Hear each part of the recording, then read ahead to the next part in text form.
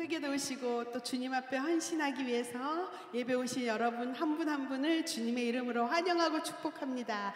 옆에 분하고 인사 나눌까요? 참 잘 오셨습니다. 축복합니다. 사랑합니다. 네, 이 시간 우리 하나님 옆에 찬양하며 나아갑시다.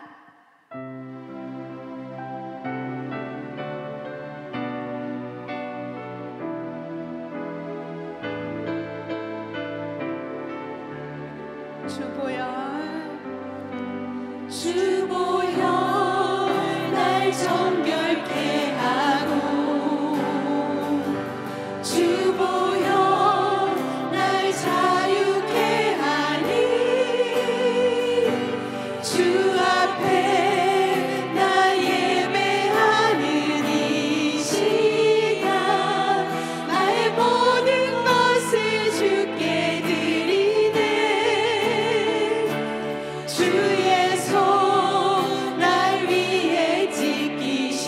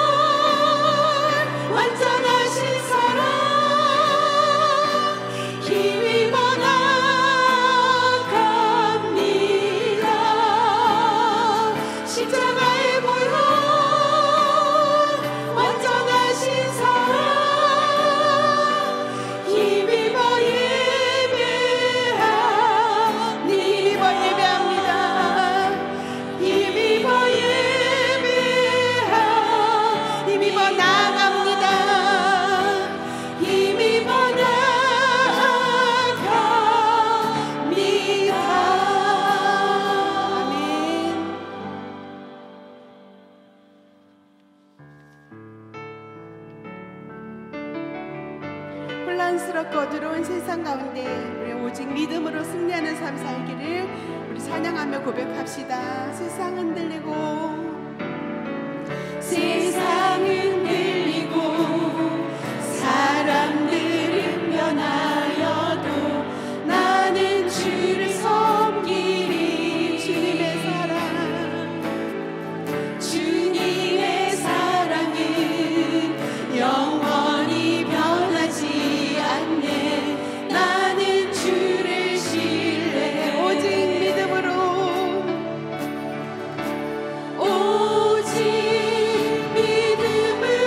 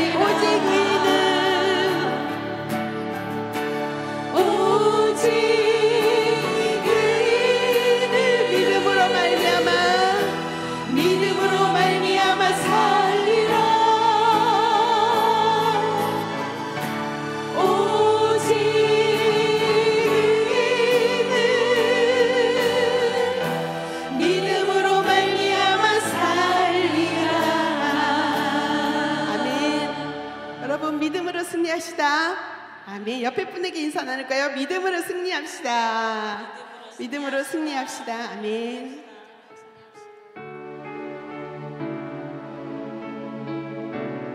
새벽에도 이 찬양 고백했는데 우리 한 번 더 마음을 담아서 고백할까요? 내게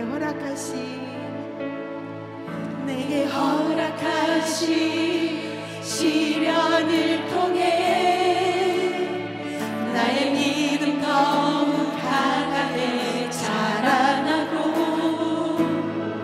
험한 산과 골짜기 지나는 동안 주께 더 가까이 나를 이끄시네.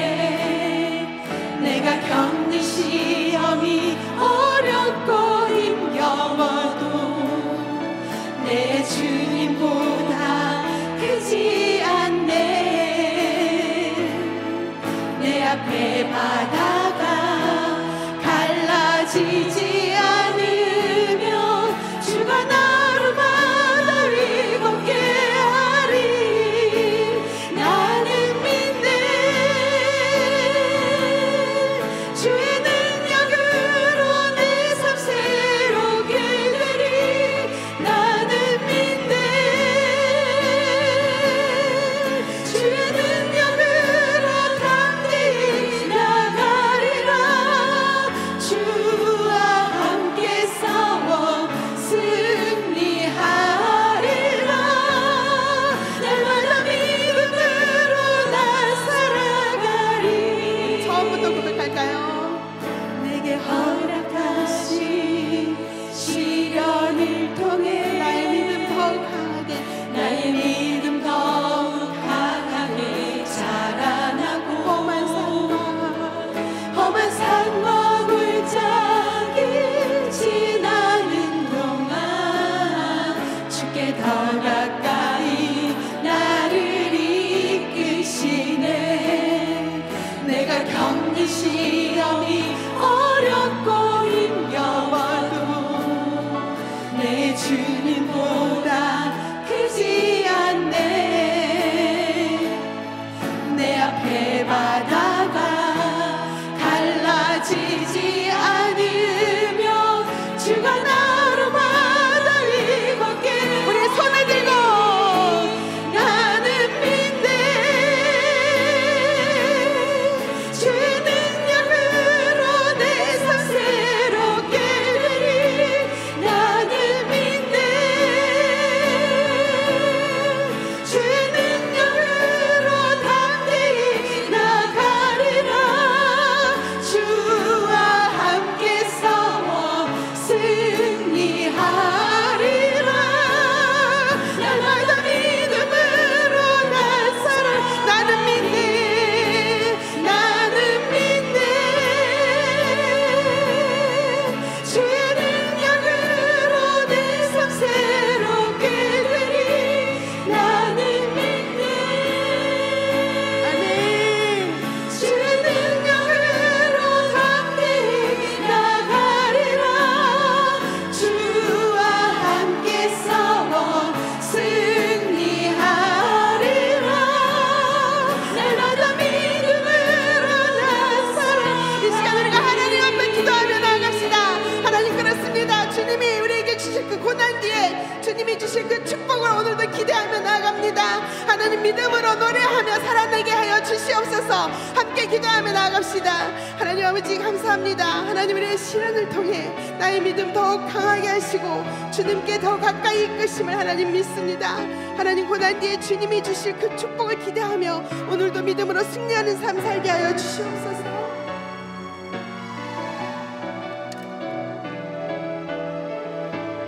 주님 함께 하실 하나님 바라보며 나아갑니다.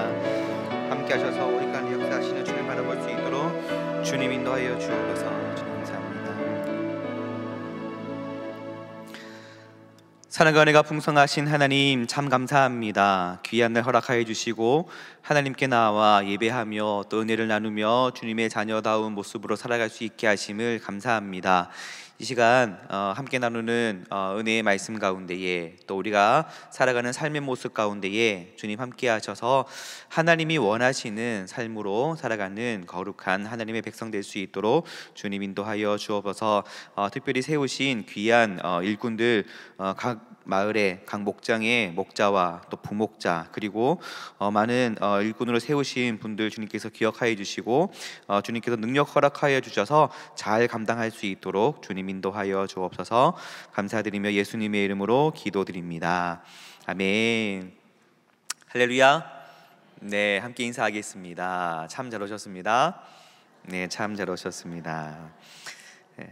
네, 오늘 우리 주신 하나님의 말씀은 누가복음 8장 22절부터 25절까지 말씀입니다. 누가복음 8장 22절부터 25절까지 말씀, 다 함께 일어나셔서 하나님의 말씀을 경청하겠습니다.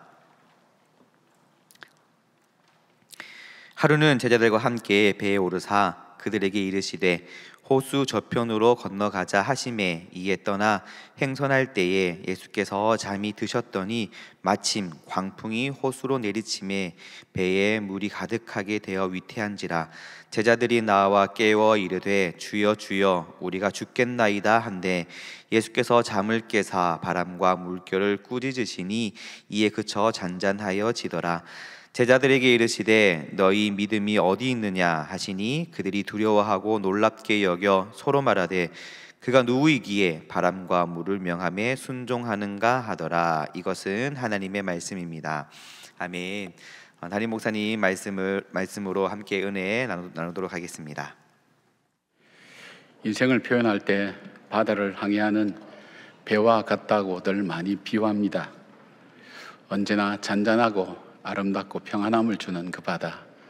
그러나 예기치 않을 때 갑자기 폭우가 못 쏟아지고 태풍이 불어오면서 배를 흔들어 놓죠.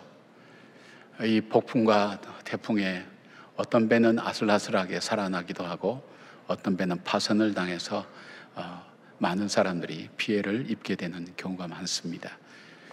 우리 인생도 그러하죠. 평안하고 잘 사는 것 같았는데 어느 날 다가왔던 인생의 태풍 앞에 고전을 면치 못하는 그런 삶이 있는가 하면 어떤 경우는 그곳에서 파멸에 빠져서 더 이상 삶을 이어가지 못하는 사람들도 우리는 많이 보게 됩니다.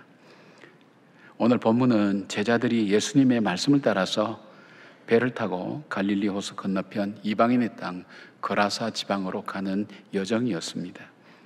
그들이 항해 중에 광풍을 만나게 되고 산더미 같은 파도로 인해서 배에서는 물이 많이 차서 파선 직전에까지 가게 되었다는 것을 오늘 본문은 설명해 주고 있습니다. 해수면보다 200m 아래에 있는 이 갈릴리 호수는 지형적으로 갑자기 예상하지 못한 이 폭풍이 불어서 많은 어부들이 고통을 당한다고 그렇게 전해지고 있습니다. 게다가 같은 내용을 다루고 있는 마가복음 보면 그날 저물 때라고 시간을 언급합니다. 밤으로 들어가는 캄캄한 바다에서 방향도 알지 못하고 광풍에 시달리고 있는 제자들의 모습을 우리는 연상할 수가 있습니다. 이러한 일들이 우리 제자들만의 문제겠습니까? 어느 날 닥친 코로나는 우리 일상을 다 무너뜨렸고 우리 인간성과 가치관까지도 바꾸어 버렸습니다. 마치 태풍이 배를 다 뒤집어 놓은 것처럼 말입니다.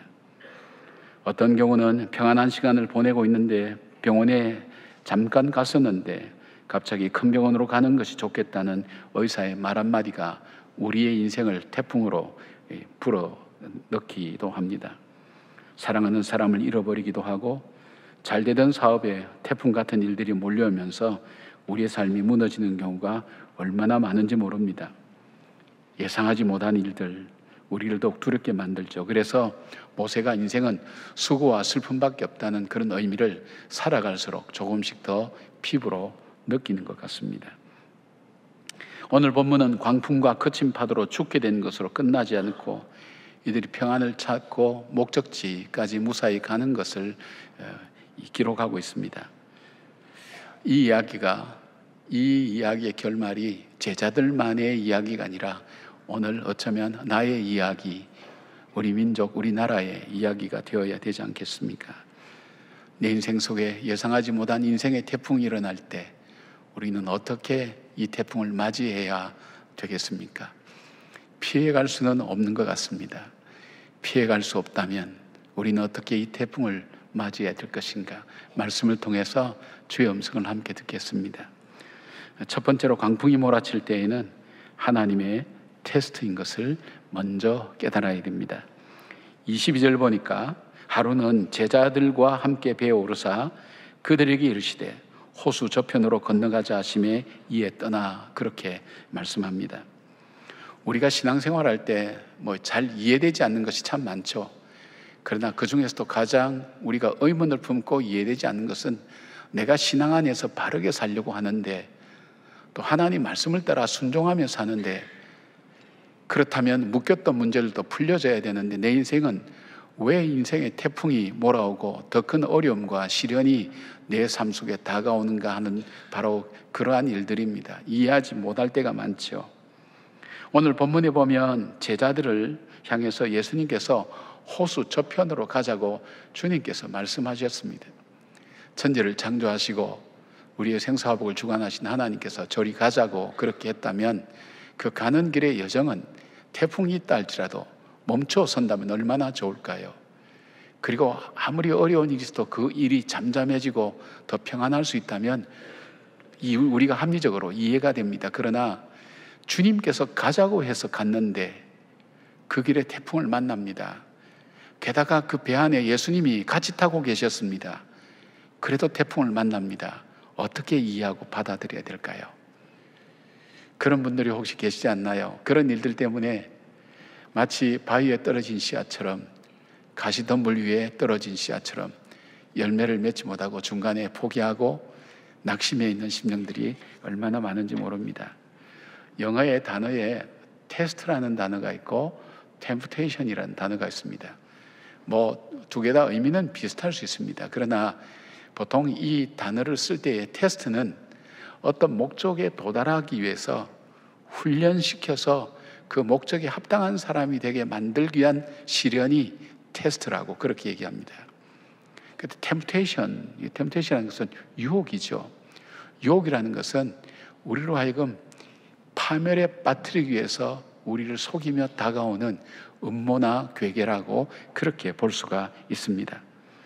아담과 하와에게 다가왔던 유혹은 인류를 죄를 짓게 만들고 죽음의 파멸로 몰아갔지요. 베드로에게도 3번이나 예수님을 부인하게 만들면서 사단이 예수님의 계획을 무너뜨리려고 할 때에 누가복음 22장 31절 32절 보니까 주님께서 이렇게 말씀합니다. 시몬아 시몬아 보라, 사탄이 너희를 밀가부르듯 하려고 요구하였으나 내가 너를 위하여 내 믿음이 떨어지지 않기를 기도하였노니 너는 돌이킨 후에 내 형제를 굳게 하라, 그렇게 말씀합니다. 유혹이죠. 근데 주님께서 지켜주셨다는 그런 말씀입니다. 베드로는 자기의 신앙 고백을 토대로 베드로전서 4장 12절에 이렇게 말씀합니다.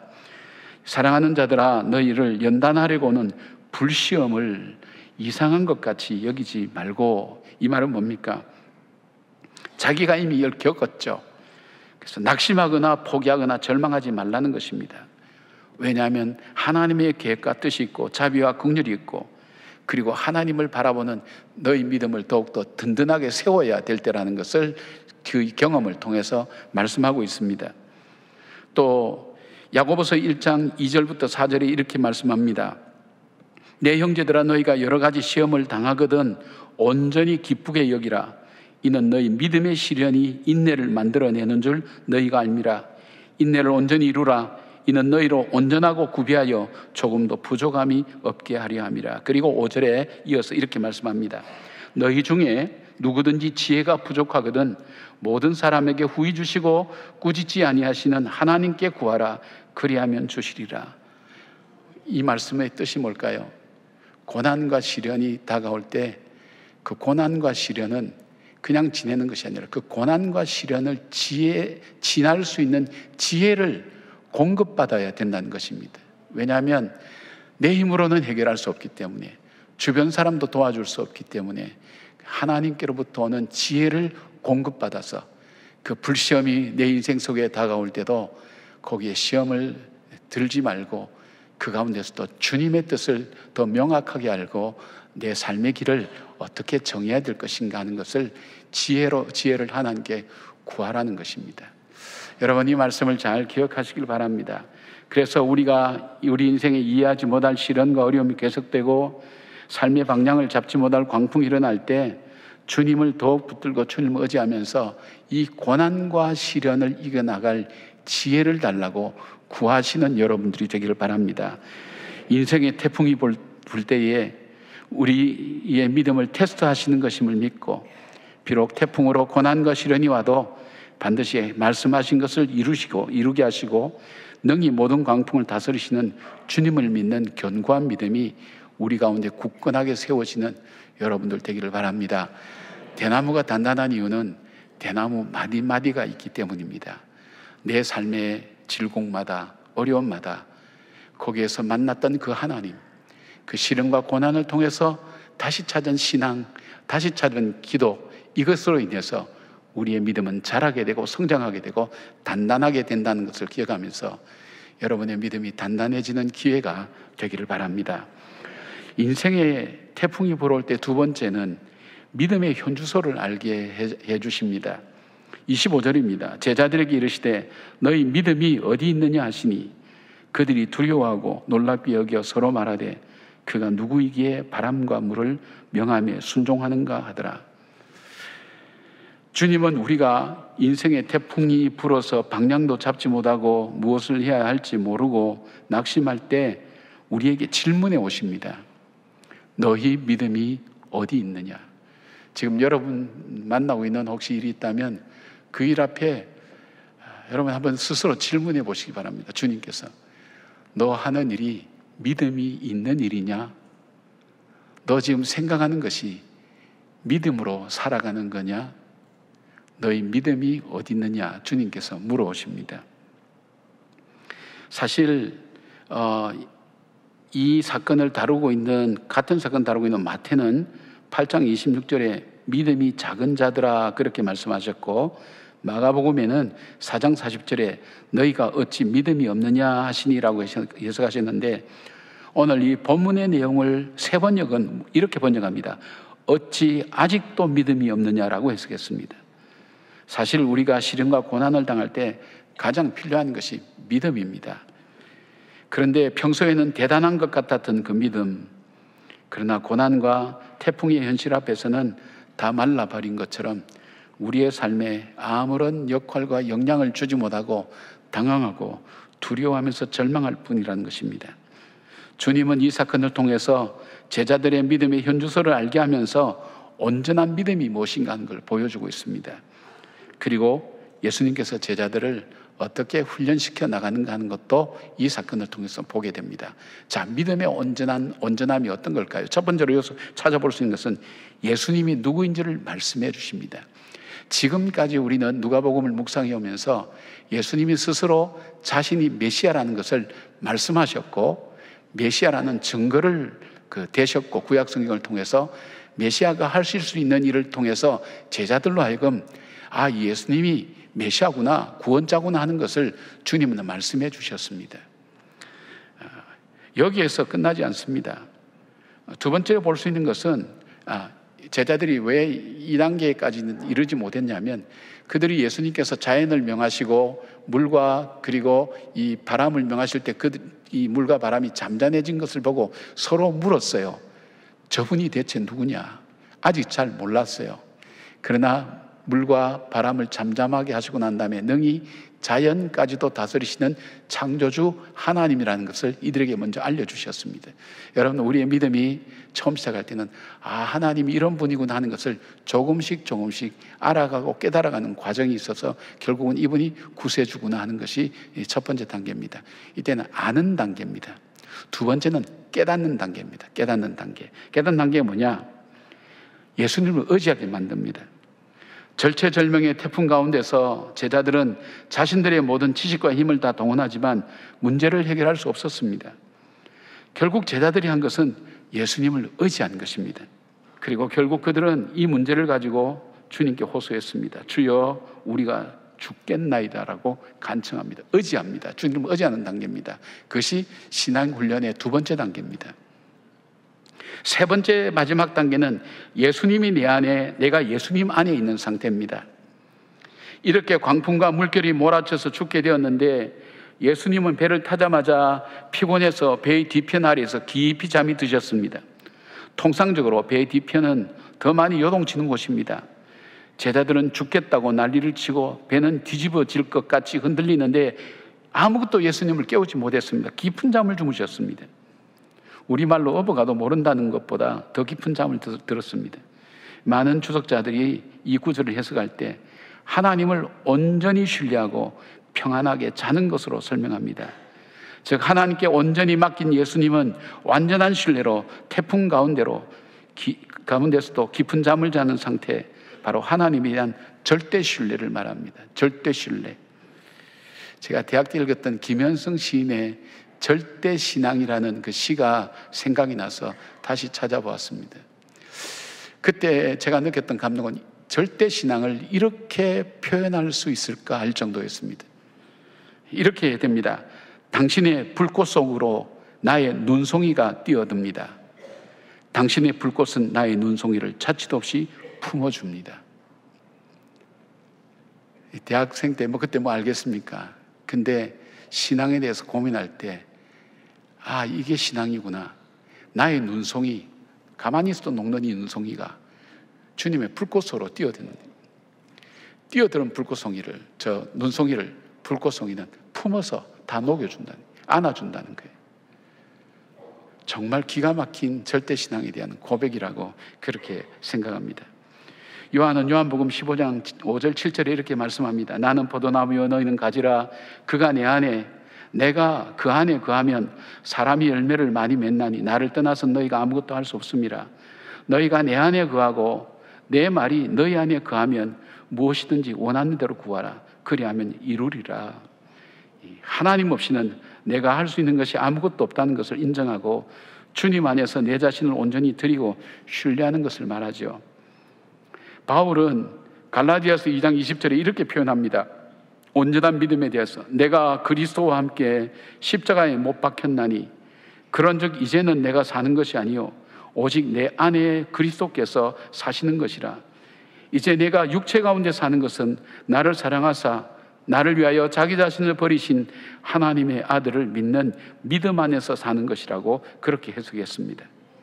주님은 이 태풍 앞에서도 하나님으로 인하여 평안함을 누리고 깊은 잠을 잘 수가 있었던 것입니다. 이것이 온전한 믿음의 모습임을 보여주시는 것입니다. 찬송가 중에 고요한 바다로라라는 찬송을 작시한 톱 레이비 목사님은 평생 폐병과 아버지를 일찍 여의고 가난으로 시달리며 고달프고 지친 인생을 살았던 사람입니다. 그러나 그는 믿음으로 말씀 안에 자신을 늘 세우려고 노력했습니다. 그는 자신의 인생길에서 만난 인생의 태풍을 이렇게 노래합니다. 2절 보니까 큰 물결 일어나 나 쉬지 못하나 이 풍랑으로 인하여 더 빨리 갑니다. 4절 이 세상 고락간 주 뜻을 본받고 내 몸이 의지 없을 때 큰 믿음 주소서. 이분만의 고백일까요? 오늘 우리의 고백이 되기를 바랍니다. 호수 저편으로 건너가자고 하신 주님은 반드시 건너게 하실 것을 의심하지 않고 믿었다면 태풍은 몰아치고 배는 가라앉을 것처럼 그렇게 우리에게 보여지고 더 이상 살 길이 없다 할지라도 이 믿음 붙들었으면 주님은 약속하신 대로 분명히 건너편으로 가게 하셨을 것입니다. 그러나 우리가 보이는 파도와 태풍 앞에 우리의 갈 길이 어려워지고 파손되고 더 이상 앞으로 나갈 수 없다는 생각이 우리 삶을 찾아올 때 우리는 이 믿음의 줄을 놓쳐버리게 되는 것입니다. 사랑하는 여러분, 고난과 시련이 올 때에 주님은 우리에게 바로 이 온전한 믿음이 무엇인가를 우리에게 보여주시면서 우리의 신앙이 자라고 성장하기를 원하고 계십니다. 시련과 고난을 통해서 온전히 성장하고 주님을 온전히 신뢰하는 믿음의 분들 되시기를 바랍니다. 자, 인생의 태풍이 불 때 세 번째는 내 삶 속에 예수님을 깨울 때입니다. 24절 보니까 제자들이 나와 깨워 이르되 주여 주여 우리가 죽겠나이다 한데 예수께서 잠을 깨사 바람과 물결을 꾸짖으시니 이에 그쳐 잔잔하여지더라. 모든 수단과 방법을 다 동원해도 이 광풍 앞에 아무 소용이 없어서 죽게 되었을 때에 제자들은 예수님을 깨웠습니다. 이들은 예수님이 이 광풍과 풍랑을 잠잠하게 할 것이라는 온전한 믿음은 없었습니다. 이들이 이 일 후에 놀라고 두려워하면서 예수님이 누군가를 서로 물어보고 이야기한 것 보면 예수님이 자연을 창조하시고 천지를 창조하시고 다스리는 능력으로 이 태풍을 잠잠하게 할 뿐이라는 확신이 없었다는 것입니다. 그랬지만 그들이 시도한 방법은 바로 잠자는 예수님을 깨우는 것이었습니다.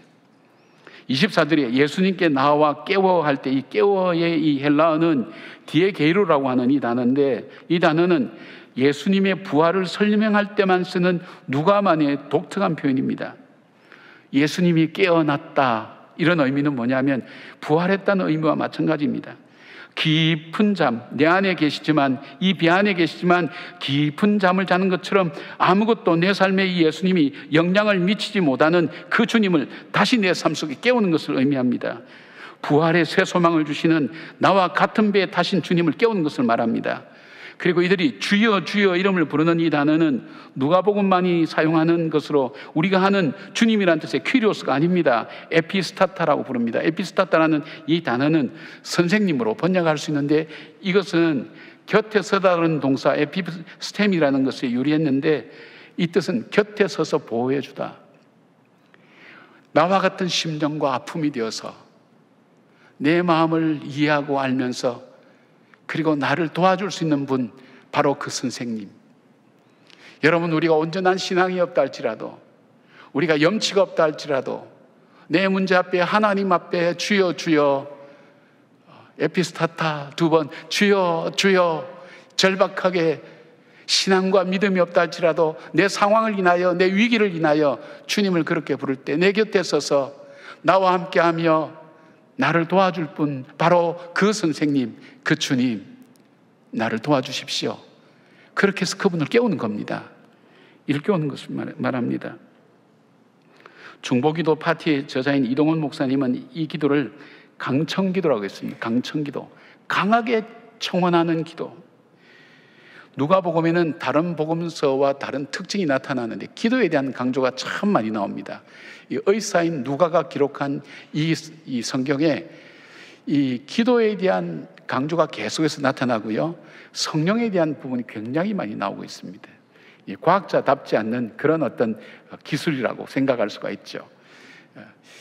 성령, 기도에 대한 그죠. 그리고 주님께서 친히 기도를 가르쳐 주시는 것을 기록한 누가복음 11장 9절에 주님이 이렇게 말씀하십니다. 기도에 대해서 가르치고 난 다음에 내가 또 너에게 이르노니 구하라 그러면 너에게 주실 것이요, 찾으라 그러면 찾아낼 것이요, 문을 두드리라 그러면 너에게 열릴 것이니라. 여기에 사용된 시제는 현재 미완료 시제로 계속해서 지속적으로 찾고 구하고 그리고 문을 두드리라는 뜻입니다.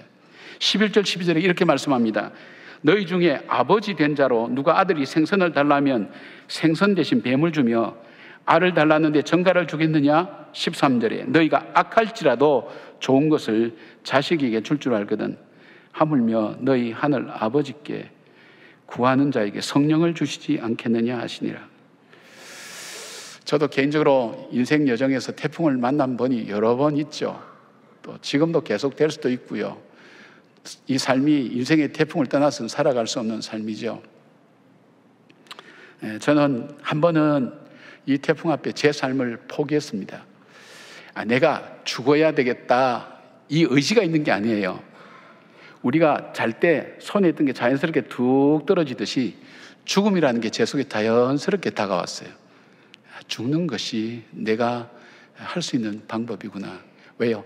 짐은 너무 무겁고 세상은 너무 외롭고 나는 이 일을 헤쳐나갈 수 없고 눈앞에 내가 아는 모든 방법 동원해도 해결된 방법은 없고 더 이상 나에게는 살아야 될 이유가 없구나.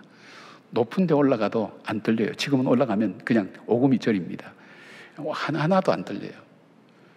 시카고에 있는 그 호수 속에 가면 물속으로 들어오라고. 떨어지면 다 끝나는데 저 속에 들어가면, 저는 수영을 못하기 때문에 빠지면 그냥 가는 겁니다. 저 속에 들어가면 끝나는데, 모든 것이 끝나는데. 그리고 그렇게 기도했어요. 하나님, 저 죽으면 지옥 보내면 안 돼요. 주님이 저를 이렇게 만들었잖아요. 어쨌든 제가 잘못했든 누가 잘못했든 주님이 허락하지 않았다면 이 상황으로 안 왔으니까 책임은 주님께 있는 거예요. 왜 그런 기도를 했는지 모르겠어요. 기도 자체가 안 되던 그 시기인데 그렇게 해서 죽음을 생각하고 하루하루를 지나고 있었어요. 무엇이 제 삶을 그래도 계속 붙들고 있었는지도 모르겠어요. 정말 이제는 마지막이라고 생각할 때 기적처럼 하나님께서, 제가 지금 다 말씀드릴 수도 없지만 저도 나름대로 공부할 만큼 공부했고 이성적이고 합리적인 그런 생각을 가진 저에게 기적처럼 보이는, 도무지 그건 설명할 수 없는 연거푸 3번을 하나님께서 일깨워주면서 자신의 존재를 저에게 깨우쳐 주셨어요. 내가 있지 않냐, 마치 내니 두려워 말라 했던 주님처럼 내가 있지 않냐. 마지막 3번째, 저는 앉았던 자리에서 꿇어 엎드렸습니다. 저도 모르게. 그리고 그 자리에서 금식을 시작했습니다. 일주일 금식을 시작했습니다. 그리고 교회를 대충 마무리 지어놓고, 인원은 얼마 안 되지만 그 이민교회에 그래도 담임이니까 교회 수습할 건 수습하고 3주간을 금식을 시작했습니다. 금식하다가 생각드는 게, 이러다 죽으면 참 목사답게 죽는 건데 내가 왜 뛰어내릴 생각을 했을까? 이 금식하다 죽으면 주님 영광 가리지도 않고, 여러분 중에 또 오늘부터 금식하는 분 없기를 바랍니다. 근데 금식이 끝나고 몸도 엉망이죠. 왜냐하면 금식할 때는 굉장히 몸을 조심해야 되거든요. 오래 금식할 때는. 그런데 그냥 무조건 굶었으니까요. 왜냐하면 다른 거 아무것도 생각이 없었으니까요. 근데 저는 제가 들었던 말씀은 이 말씀이었어요. 주로 참 감동 있게 들은, 믿은 즉 나으니라. 믿는 즉시 나으니라. 하나님 응답은 그게 아니었어요. 고기의 비늘처럼 하나씩 하나씩 회복시키겠다는 지루하고 답답한 응답이었어요. 근데 그 하나님께서 그 약속을 지금도 지키고 계세요. 저는 제 아내와 함께 한국으로 돌아왔어요. 갈 만한 교회도 없고 갈 데도 없었어요. 하나님은 대학의 교수로 저를 불러주셨어요. 그때는 요즘 교수님들이 고생 많이 하지만 그때는 그냥 수업만 하고 하면 많이 자유로웠어요. 그래서 아내와 함께 시간을 보낼 수도 있었고, 그리고 하나씩 하나님께서 비늘처럼 벗겨나가신 걸 보았어요. 거기서 4년 정도 지냈을 때 하나님 이제는 목회의 길이 열을 이어졌으면 좋겠습니다 할 때 전혀 일면식도 없던, 멀리서만 바라봤던 지구촌교회 이동원 목사님이 만나자고, 본인이 안식년 가야 되는데 와서 설교 목사해주면 좋겠다고. 그때 지구촌교회는 우리나라에서 가장 급성장하는 교회로서 한 4,000명, 4,500명, 지금은 한 3만 명 됩니다만은 급성장하는 교회였어요. 그 교회 불러주셨어요. 한 주 한 주가 저는 아슬아슬했죠. 그것으로 끝이 아니었습니다. 하나님께서 참 좋은 동안교회에 불러주셨어요. 제가 이 교회에 올 이유가 아무것도 없어요. 저를 아는 분도 없고, 저는 이 무학교에만 한 10년 있다가 합동 측에서 자랐어요. 또 성결교회에서 중고등부를 지냈어요. 대학까지. 그리고 통합 측은 신학교만 와서 다니다가 무학교에 한 10년 있다가, 그러니까 아는 사람이 없어요. 그다음 미국으로 유학 갔으니까 아는 사람이 아무도 없어요. 인맥이 없어요.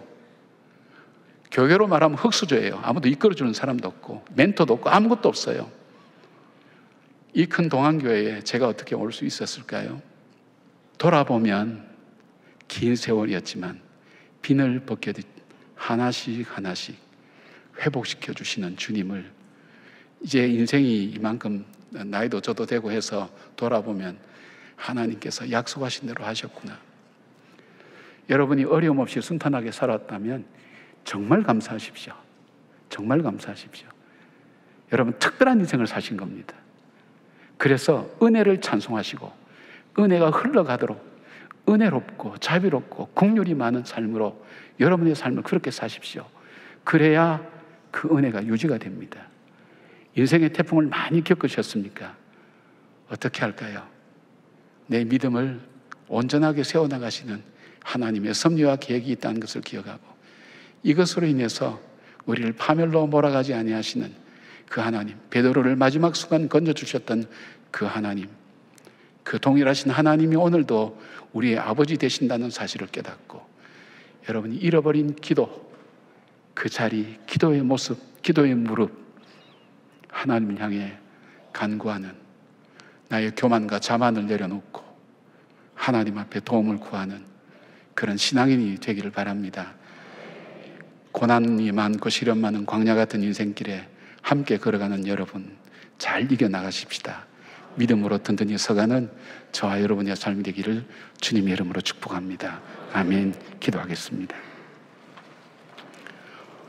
하나님, 그렇지요, 수고와 슬픔밖에 없다는 모세의 고백이 모세만의 고백이 아니라 오늘 우리의 고백입니다. 희망을 안고 살았던 그것이 얼마나 헛된 것인가 하는 것을 시간이 흘러갈수록 깨닫게 됩니다. 내 의와 내 노력과 내 지혜와 내 실력으로 다 될 것 같았는데, 가장 중요한 내 삶의 문제에 있어서 아무것도 할 수 없다는 것을 깨닫게 될 때, 염치 없지만 손을 뻗고 입을 열어 주의 도우심을 구합니다. 그 심정으로 겸손하게 엎드려 있는 사랑하는 주의 백성들 위해 주님, 일어나십시오. 깨어나십시오. 부활의 소망을 붙들고 다시 일어서는 주의 자녀들 되게 하여 주시옵소서. 살아계신 예수님 이름으로 기도드리옵나이다. 아멘. 아멘. 네, 반갑습니다. 한 번 더 인사하도록 하겠습니다. 주님의 평강을 기원합니다. 주님의 평강을 기원합니다. 네, 잘 보내셨죠? 네, 특별 새벽기도가 진행되고 있습니다. 제가 이걸 준비를 하면서 뭘 생각이 문득 났냐면, 오늘 지난주 담임 목사님 설교 제목이 인생의 태풍이 불 때죠. 인생의 태풍이 불 때 제목과 우리 이번 특세 주제하고 같은 한 문장이지 않나. 인생의 태풍이 불 때 나는 노래하기로 했습니다. 이게 한 문장인 것 같은 느낌이 계속 들어서 그런 것 같죠? 네, 한번 우리 같이 인생의 태풍이 불 때 나는 노래하기로 했습니다. 한번 외쳐볼까요? 시작. 인생의 태풍이 불 때 나는 노래하기로 했습니다. 다시 한번 더. 인생의 태풍이 불 때 나는 노래하기로 했습니다. 네, 자꾸 저는 이런 느낌이 계속 들어서 우리가 어떤 삶 속에 있든지 어떤 환경 가운데 있든지 우리가 해야 하는 모습은 하나님께 노래하고 하나님께 찬양하는 것이구나 라는 것을 항상 생각하면서 살아가는 모습 되기를 간절히 소망합니다. 아이스 브레이크 잠깐 보도록 하겠습니다. 아이스 브레이크. 이번 아이스 브레이크는 제가 이렇게 고민을 해봤습니다. 사막이나 무인도에 남겨졌다고 가정할 때 가장 먼저 챙겨야 할 물건은 무엇일까요? 이런 심리 질문 이런 거 한 번씩 보셨죠? 네, 뭐가 필요할까요? 대답을 하셔야 됩니다. 네, 이제 사막이나 무인도에 남겨졌을 때 가장 먼저 챙겨야 할 물건은 무엇일까요? 뭘까요? 질문입니다. 예? 성경이요? 그렇죠. 우리는 성경과 찬송과 기도 방석이 필요하겠죠, 그렇죠? 네, 뭐가 필요할까요? 예? 물, 휴대폰, 휴대폰, 네, 터질까요? 네, 뭐가 필요할까요? 물, 그렇죠? 불, 물이 아니고 불, 네. 네, 제가 이거를 하면서 제가 한번 인터넷에 이런 비슷한 질문이 또 많이 올라와 있더라고요. 그래서 아주 재미난 걸 하나 가지고 왔는데, 문과와 이과의 대답이 다른 거 아시나요?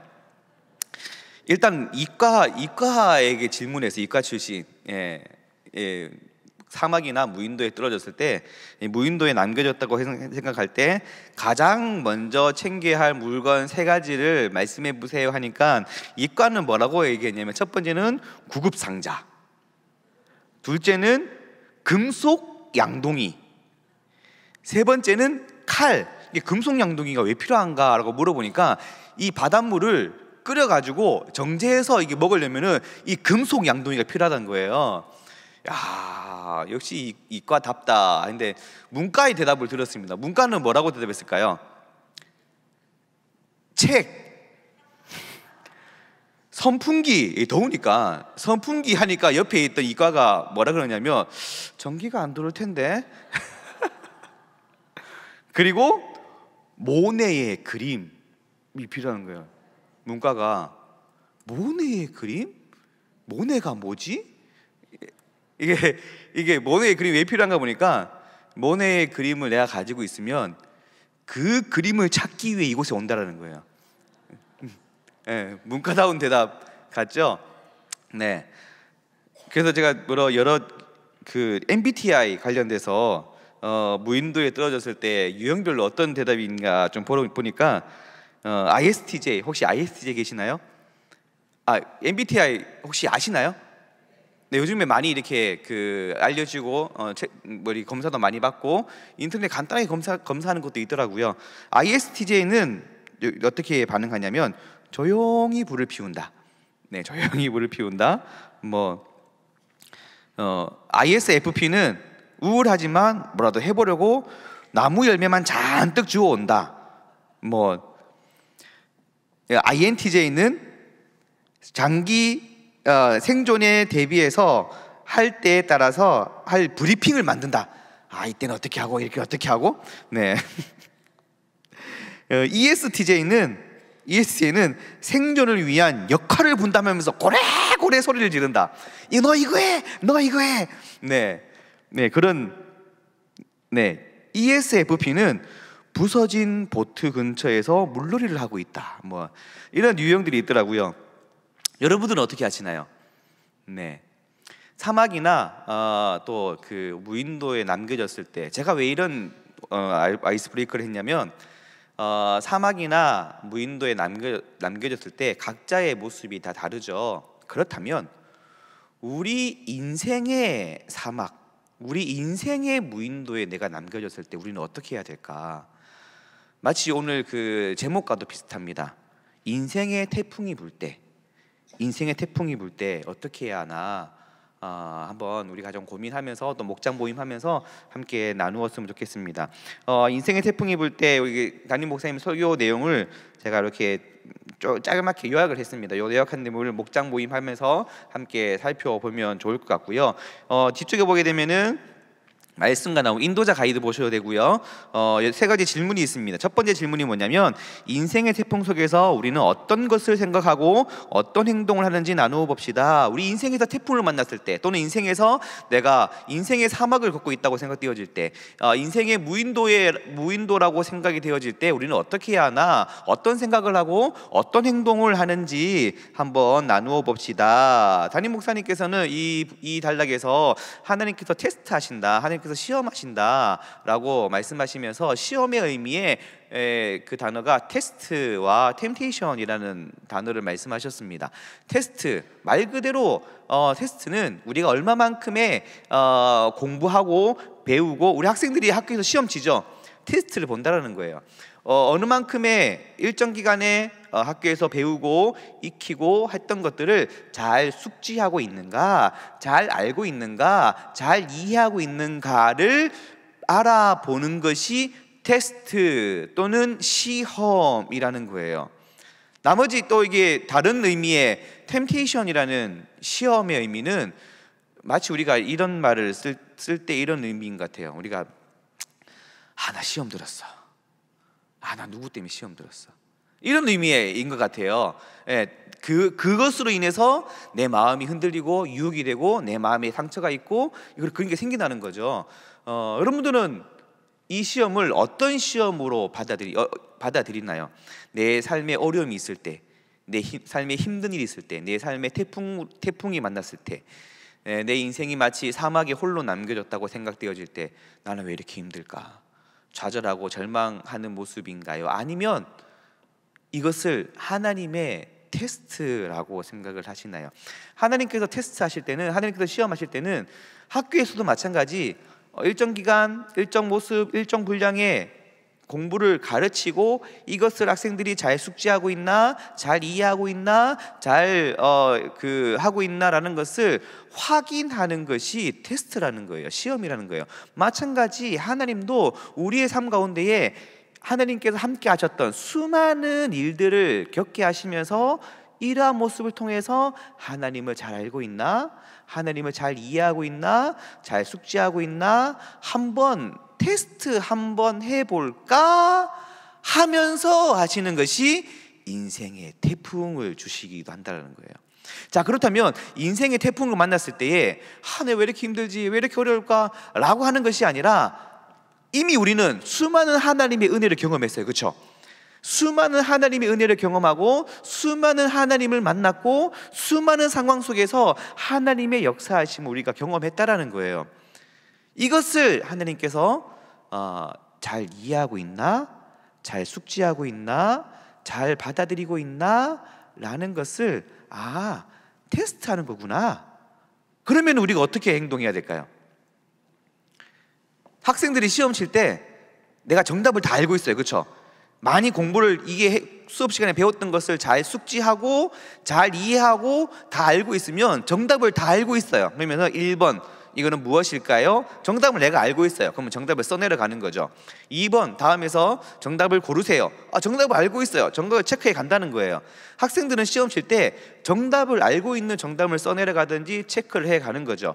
일부러 오답을 체크하고 오답을 써내려 가는 사람은 없어요. 그렇죠? 학생들 중에. 우리의 인생의 테스트 가운데 여러분은 어떤 정답을 써내려 가고 계신가요? 이미 우리는 하나님에 대해서 다 알고 있어요. 그렇죠? 하나님이 어떤 분이신지, 하나님이 나에게 어떤 역사를 하셨는지, 하나님이 나에게 어떤 모습을 허락해 주셨는지, 그리고 이 문제의 정답도 이미 내가 알고 있는 하나님을 써내려가는 거니까 이 문제의 정답을 나는 이미 알고 있다라는 거예요. 내가 만난 이 태풍의 정답을 어떻게 문제를 해결해 갈지 나는 이미 알고 있다라는 거예요. 왜? 나는 이미 하나님을 경험했거든요. 그 하나님을 내가 잘 알고 있거든요. 그런데 우리는 인생의 시험 앞에, 인생의 테스트 앞에 때로는 알고 있음에도 불구하고 일부러 오답을 써내려가는 모습일 때도 간혹 있더라는 거예요. 여러분은 어떤 모습일까요? 그것을 한번 목장 식구들과 인생의 태풍 속에서 우리는 어떤 생각을 하고 어떤 행동을 하는지 한번 나누어 봅시다. 한번 나누어 보면서 우리가 이미 알고 있는 하나님의 모습을 우리가 기억하면서 우리가 그렇게 살아가자. 한번 나누어 보시면 좋을 것 같고요. 2번, 내가 경험한 어려운 사건을 통해 큰 깨달음이 있던 경험을 함께 나누어 봅시다. 여러분 이런 경험 다 있을 거예요. 잘 보세요. 과거의 모습을 생각해 보면 힘들고 어려운 경험이 없는 사람이 없어요. 그렇죠? 다 개인적으로 보면은 물론 그 어려운 크고 작음의 차이는 있겠으나 모두가 지금까지 살아온 모든 인생을 되돌아볼 때에 크고 작은 수많은 어려움들이 많이 있어요. 그런 것들을 한번 생각해 보고, 근데 그 어려움과 힘든 일이 있을 때에 내 생각대로 잘 안 돼요. 그렇죠? 내 생각대로 잘 안 되고 내 계획대로 잘 안 돼요. 근데 지금 와서 돌아보면은 그것이 하나님의 은혜구나 라고 생각되어지는 게 많이 있죠. 그때는 꽤 힘들었어요. 꽤 어려웠고 감당하기 어려울 정도로 내가 어떻게 문제를 해결할 수 있는 그런 문제의 방법을 알 수 없을 정도로 굉장히 힘들고 어려운 기간을 거쳤고 꽤 긴 시간, 꽤 어려운 모습, 꽤 힘든 시간을 거쳐왔지만은 그 문제가 내가 원하는 대로 다 해결되지 않았지만은 지금 와서 돌아보면 하나님의 은혜지. 그래서 우리가 많이 고백하는 찬양이 모든 것이 은혜, 은혜, 은혜, 한없는 은혜. 인생이 우리 마음대로 잘 안 되고 우리 생각대로 잘 안 되지만 모든 것이 은혜라는 거예요. 내가 경험한 어려운 사건을 통해 큰 깨달음이 있다면 그 경험을 함께 나누어 봅시다. 우리는 모두가 그런 것을 다 경험하고 깨닫고 있습니다. 힘들고 어려운 일을 겪었지만은 지금 와서 생각해 보면 모든 것이 은혜구나. 아마 그 목장 식구들 가운데서도 신앙생활을 오래 하지 않으신 분들도 많이 계실 거예요. 그렇죠? 그런 분들에게도 과거의 모습 생각해 보면은 생각대로 잘 안 되는 부분 많이 있을 거예요. 근데 지금 와서 보면은 내가 최근에 경험한 아니면 내가 새롭게 알게 된 하나님의 은혜를 생각해 보면 그래서 하나님이 그렇게 나를 인도하셨구나라는 것을 함께 나누며 살아가는 나누는 시간이 되었으면 좋겠고요. 3번은 질문이라기보다 좀 다짐의 글을 한번 적어봤습니다. 3번, 어려움이 있다고 느껴질 때 그때가 바로 주님을 더 깊이 만나는 때입니다. 어려움이 있다고 느껴질 때, 설교 제목처럼 인생의 태풍이 불 때 그때가 바로 주님을 더 깊이 만나는 때라는 것입니다. 이러한 그 목장 모임을 하면서 목장 예배를 드리면서 목장 식구들한테 함께 우리가 어렵고 힘든 일을 만났을 때에 좌절하지 말고 쓰러지지 말고 넘어지지 말고 그때 우리가 더 깊이 예수님을 만나는 주님을 만나는 그 시기다라는 것을 함께 나누며 세워져가는 귀한 모습이 되기를 간절히 소망합니다. 네, 우리 잠깐 광고 말씀 사역 나눔 잠깐 보도록 하겠습니다. 먼저 6월의 말씀 우리 함께 6월의 말씀 함께 앞에 있는 지금 1월부터 5월까지 말씀 다 외우고 지나가셨죠? 안 외우고 지나가셨나요? 외우라고 한 달 동안 하는 건데. 네. 네, 6월의 말씀 우리 같이 한번 읽어보겠습니다. 시작. 형제들아, 너희가 자유를 위하여 부르심을 입었으나 그러나 그 자유로 육체의 기회를 삼지 말고 오직 사랑으로 서로 종 노릇하라. 섬김에 대해서 우리 함께 말씀을 12달의 달수에 맞게 섬김의 말씀을 보고 있습니다. 6월달의 말씀을 이제 외우시면 됩니다. 그렇죠? 네, 같이 목장 식구들 같이 외워가시면 좋을 것 같고요. 1만 번 동안성도의 성전기도 이제 얼마 전에 이 관심 있게 보고 계시나요? 얼마 전에 앞자리가 바뀌었어요. 2에서 3으로. 네, 이제 곧 4, 5로 바뀌겠죠? 네, 그 열심히 그 숫자가 바뀌는 그 귀한 자리에 여러분이 그 자리를 채워서 또 목장 식구들 함께 나와서 기도하면 좋을 것 같습니다. 6월 큐티 특별 새벽기도가 나는 노래하기로 했습니다. 계속 진행되고 있습니다. 사마을 계시나요? 사마을. 네, 내일 새벽 찬양입니다. 1마을 계시나요? 네, 1마을 내일 식당 봉사입니다. 네, 알고 계셨죠? 네. 5마을, 네, 5마을은 금요일날 찬양입니다. 2마을은 금요일날 식당 봉사입니다. 3마을은 오늘 했죠, 그렇죠? 네, 오늘 했는데 토요일날 또 식당 봉사입니다. 기억하시고 귀한 섬김의 자리에 잘 지켜주시면 감사하겠습니다. 새가족 하나 되는 모임 언제부터 6월 30일날 시작됩니다. 작년 말부터 등록해서 현재 6월까지 등록하신 새가족들을 초청해서 초대해서 함께하는 새가족 하나 되는 모임입니다. 등록하신 분들 한 번씩 또 신방해 주시고 연락해 주셔서 교회에 잘 적응하고 정착하여서 함께 신앙생활하며 나아갈 수 있는 모습이 되도록 우리 각 목장에서 잘 함께 해주시면 감사하겠습니다. 해외 한국 입양인 방문 홈스테이 가정을 모집합니다. 7월 26일부터 홈스테이가 진행이 되는데 총 9일간 진행이 될 예정입니다. 꼭 그 영어로 의사소통이 안 되셔도 가능합니다. 네, 홈스테이 영어 이제 외국인 해외 입양 계신 분들 홈스테이 하라고 하니까 저는 영어를 못해요 하시는 분들이 계신데, 네, 영어에 힘드셔도 상관없습니다. 네, 가능하신 분들은 신청해 주시면 되겠고요. 64기 중보기도학교 모집을 하고 있습니다. 관심 있게 봐주시고 신청해 주시고, 오늘 행복 모임 후속 모임 있다는 거 기억해 주시고, 한용원 전도대도 오늘 있습니다. 12시 반에 소위 매일실에서 있습니다. 기억해 주시고 함께 교회가 진행되는 모든 사역 가운데에 잘 참여하셔서 함께 교회를 세워가는 귀한 모습이 되었으면 좋겠습니다. 네, 말 모임 하도록 하겠습니다.